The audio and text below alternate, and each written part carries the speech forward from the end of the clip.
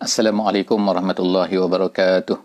Alhamdulillah, selamat datang ke sesi sinopsis kita, iaitu pada malam ni insya-Allah kita akan melihat kepada juzuk yang ke-18 insya-Allah.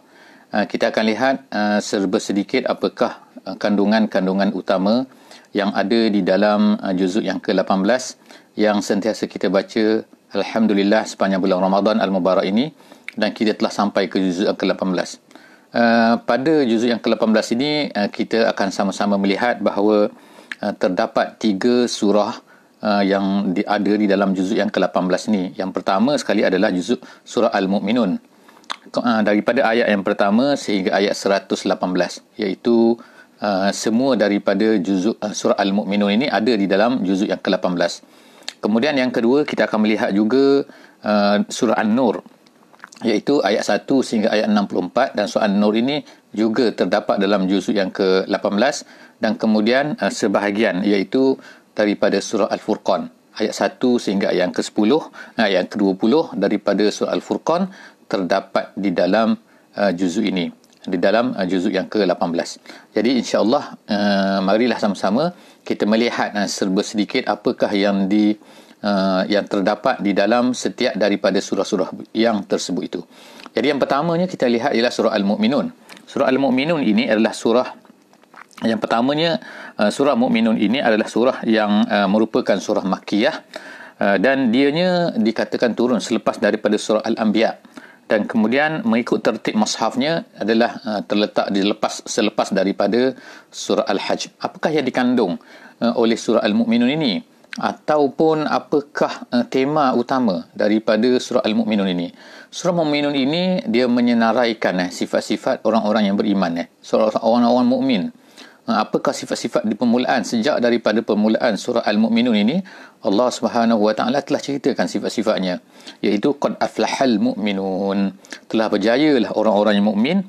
Kemudian disebutkan iaitu siapakah dia orang-orang mukmin yang dikatakan berjaya itu, iaitu allazina hum fi solatihim khashi'un, yang mana mereka itu yang orang yang khusyuk di dalam sembahyangnya.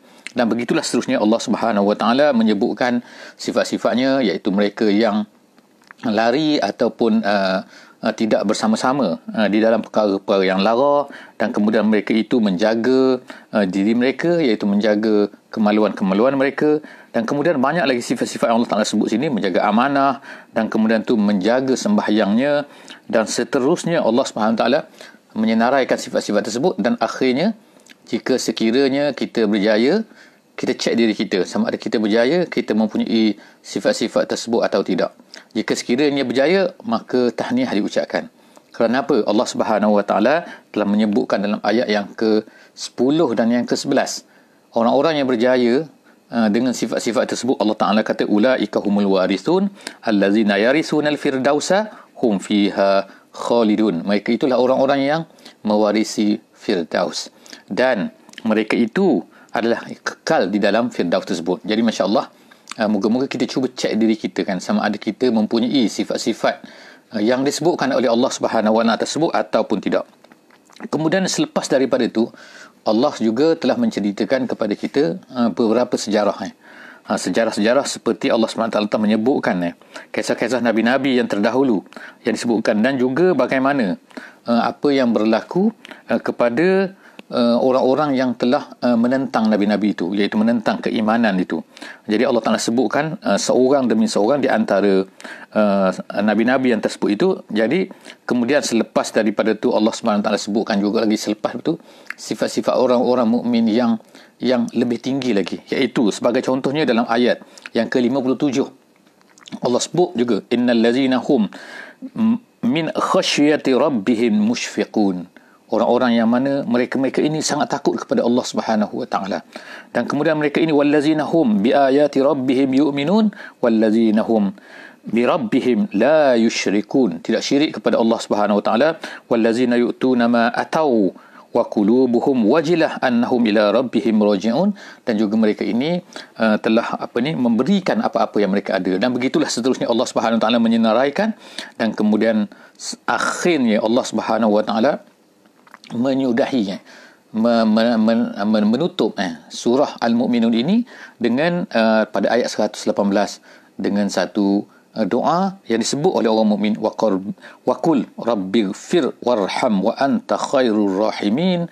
Ya Allah, ya Allah, ampunilah aku ya Allah, dan kasihanilah aku ya Allah, dan sesungguhnya engkau ini maha wa anta khairur rahimin, yang maha rahim, maka engkaulah yang mempunyai sifat itu. Jadi begitulah Allah Taala tutup dengan menyebutkan doa ini untuk mengajar kepada kita bahawa kadang-kadang mungkin kita tidak sempat, tidak tercapai sifat-sifat ini walaupun kita inginkan. Jadi kita minta Allah Subhanahu Wa Taala supaya ampunkan kita. Jadi itu adalah kandungan secara ringkasnya daripada surah Al-Mu'minun, di mana temanya kita katakan bahawa tema surah Mu'minun ini adalah senarai sifat-sifat orang yang beriman, dan kemudian jika sekiranya orang itu tidak beriman, apakah kesan dia, apakah nasibnya di akhirat nanti. Seterusnya, surah yang kedua yang terdapat di dalam juzuk yang ke-18 ni ialah surah An-Nur.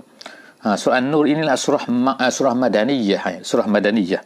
Apakah yang terkandung di dalam surah An-Nur ini? Walaupun ayatnya kita lihat hanyalah 64 ayat, tetapi Allah Subhanahu Wa Taala menyebutkan beberapa hukum, beberapa hukum yang ada, iaitu berkenaan dengan masalah-masalah sosial, masalah dalam rumah tangga, masalah adab-adab, dan juga bagaimana sepatutnya orang-orang mukmin ini bila berdepan dengan masalah-masalah tuduhan dan sebagainya. Jadi Allah Subhanahu Wa Taala paparkan sini satu kisah di awal surah ini, iaitu tentang apa yang berlaku kepada Sayyidina Aisyah, iaitu apabila dituduh dengan berzina, yang mana api-api tuduhan ini sebenarnya dimulakan oleh orang-orang munafik, Abdullah bin Ubay bin Salul, dan kemudian beberapa orang sahabat telah mungkin terperangkap juga, lalu mereka semua telah dihukumlah. Tetapi Allah Subhanahu Wa Taala lambat untuk menurunkan ayat berkenaan dengan peristiwa ini, dan supaya menjadi pengajaran kepada orang-orang yang beriman, nak tunjukkan kepada mereka bagaimanakah sikap-sikap mereka ini bila berdepan dengan masalah-masalah yang seperti itu. Lalu akhirnya berlakulah apa yang berlaku. Jadi insya-Allah sahabat-sahabat semua yang membaca surah ini, saya rasa boleh insya-Allah untuk bersama-sama untuk melihat apakah dia, bagaimanakah bentuknya, dan Allah Subhanahu Wa Taala telah mengajar orang-orang yang beriman ini untuk bertingkah, berlaku, bagaimana sikap apabila berhadapan dengan isu-isu yang seperti ini. Jadi Allah SWT juga di dalam kita boleh katakan di dalam surah An-Nur ini, Allah Taala, saya sebutkan ini senarai-senarai, iaitu antaranya ialah adab-adab di dalam rumah, seperti adab nak masuk rumah bagaimana dan sebagainya. Kemudian ada adab dan juga akhlak-akhlak sesama mukminin, dan kemudian tu bagaimana untuk menjaga keharmonian di dalam masyarakat, di dalam sesama-sama kita. Dan seterusnya Allah SWT mengajar kita untuk bagaimana untuk menjadikan masyarakat kita ini masyarakat yang suci, masyarakat bersih, masyarakat mukmin ni masyarakat yang bersih sepatutnya. Dan seterusnya Allah SWT menyebutkan beberapa perkara yang boleh menyelesaikan masalah-masalah sosial. Jadi di dalam ayat ini, di dalam surah ini, dalam surah ini kita akan lihat antaranya ialah ada adab Allah SWT mengajarkan kepada kita bagaimana adab kita bila kita mendengar, dan bagaimana adab kita bila kita ni nak sebarkan sesuatu berita. Jadi kita yang hidup pada hari ini dengan banyaknya media sosial dan sebagainya, medsos, kita mungkin menyebarkan sesuatu benda tanpa kita teliti ataupun kita fikirkan apakah kesannya kepada kepada orang Islam yang lain, dan takut dia akan menimbulkan masalah sebenarnya kan, sedangkan perkara itu setengah tu betul, setengah tu tak betul. Dan kemungkinan juga jika sekiranya perkara itu betul, dia mungkin boleh menyebabkan perkara tidak baik kepada orang-orang Islam yang lain. Jadi begitulah Allah SWT. Dan kemudian Allah Ta'ala sebutkan juga bagaimana contohnya sepatutnya kita ni bersangka baik sesama mukmin, kemudian kita ni menunjukkan contoh-contoh bagaimana contoh-contoh yang baik, kemudian bagaimanakah saksi, pelaksanaan hukum saksi, dan juga Allah SWT sebutkan bahawa sebenarnya masalah keceluparan mulut ini, ataupun kita bercakap tanpa bertapis ataupun menyebabkan kita ni menuduh dan sebagainya, merupakan satu perkara yang besar sebenarnya di sisi Allah Subhanahu Wa Taala. Kemudian Allah Taala sebutkan juga di dalam surah An-Nur ini tentang hukum-hukum, hukum zina, hukum tuduhan tanpa membawa saksi dan sebagainya. Maka semua itu akan diceritakan, dan kemudian Allah Ta'ala menyebutkan beberapa perkara, beberapa hukum yang berkaitan dengan masalah penjagaan sosial. ataupun penjagaan adat-adat yang sepatutnya dilakukan dalam masyarakat, seperti masalah hijab, masalah merendahkan pandangan, masalah tidak boleh menyebarkan berita-berita palsu, masalah untuk menggalakkan supaya remaja-remaja kita ni berkahwin dan sebagainya. Dan seterusnya Allah SWT akhirnya menutuplah surah ini. Dan apa yang mungkin patut kita lihat di dalam surah ini juga ialah kenapa nama dia An-Nur, kenapa namanya cahaya. Jadi antaranya ulama-ulama tafsir menyebutkan di antara sebab kenapa dinamakan sebagai An-Nur adalah kerana surah ini dia memberi cahaya sebenarnya kepada masyarakat Islam. Bagaimana sepatutnya mereka ini bertingkah laku, bagaimana mereka beradab, mereka berhubungan di antara satu sama lain, membuat interaksi sama lain antara satu sama lain di antara sesama Muslim. Maka surah ini dia akan menunjukkan, memberi cahaya kan, memberi guideline kepada kita kan, kepada orang Islam supaya sepatutnya bagaimana mereka ni berinteraksi. Jadi begitulah ni dan surah yang terakhir. Surah yang terakhir di dalam juzuk yang ke-18 ni ialah surah Al-Furqan. Jadi surah Al-Furqan ini, surah Al-Furqan ni semuanya ada 77. Dia adalah surah Makkiyah dan tapi ayat yang termasuk di dalam juzuk yang ke-18 ni hanyalah 1 hingga 20 sahaja kan.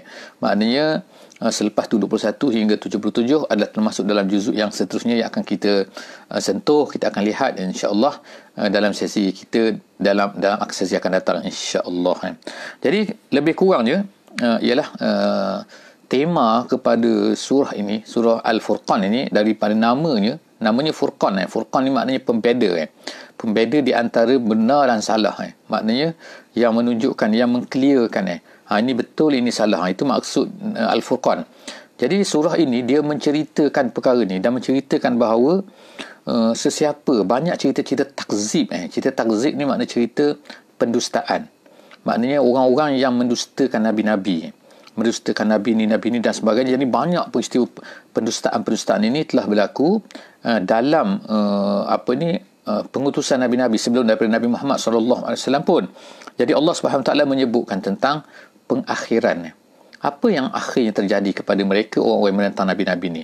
Jadi perkara ini disentuh oleh Allah SWT dalam surah Al-Furqan ini. Dan di dalamnya kita akan boleh lihat sebagai contohnya ialah apakah jenis-jenis takzib, jenis-jenis pendustaan tu, yang mereka kata Nabi ni bohong, Nabi Musa ni bohong, Nabi Nuh ni bohong. Apakah bentuk-bentuk yang berlaku sebelum daripada Nabi Muhammad sallallahu alaihi wasallam. Dan kemudian Allah SWT sebutkan apakah akibat-akibat yang buruk yang berlaku kepada mereka tu. Dan kemudian semua ayat-ayat ini akhirnya memberi peneguhan kepada Nabi SAW, iaitu tasbit. Tasbit ni maknanya meneguhkan hati Nabi SAW dan dakwahnya dalam usahanya untuk menyebarkan Islam kepada seluruh masyarakat. Jadi setakat itulah saja insya-Allah sinopsis lebih kurang daripada juzuk yang ke-20 daripada 18. Moga-moga kita berjumpa lagi dalam sesi seterusnya dalam juzuk yang ke-19 insya-Allah. Setakat itu saja, aku qauli hadza wa astaghfirullahal azim li wa lakum. Wassalamualaikum warahmatullahi wabarakatuh.